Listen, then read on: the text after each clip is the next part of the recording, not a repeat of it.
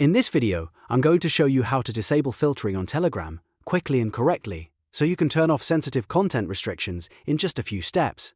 This is one of those settings that a lot of people look for inside the mobile app. But the important thing to know is that Telegram does not always offer this option on mobile. So if you cannot find it on your phone, don't worry, because I'll show you the right place to do it using the web version or the desktop app. If this tutorial helps you out, make sure to hit the like button and subscribe for more simple tech guides like this. Let's get straight into it. First, open Telegram on your desktop app or in your web browser. Again, this setting is usually not available inside the mobile app, so using desktop or web is the safest and easiest way to access it. Once you are logged in, look for the menu and open Settings. From there, find Privacy and Security. This is where Telegram keeps most of the account protection and content-related options.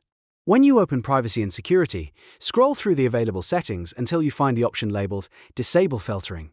This is the setting that controls sensitive content filtering. Turn that toggle on to disable filtering. Once it is enabled, Telegram should stop applying that filtering restriction on supported content in your account. After switching it on, take a moment to confirm the change is saved, then go back and check the content you are trying to access.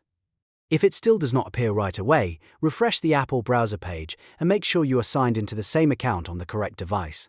And that's really all there is to it. By using Telegram on desktop or web, going into Settings, opening Privacy and Security, and turning on Disable Filtering, you can change this setting in just a minute or two. If this video was helpful, please like the video and subscribe to the channel so you do not miss the next easy Telegram tutorial. Thanks for watching, and I'll see you in the next one.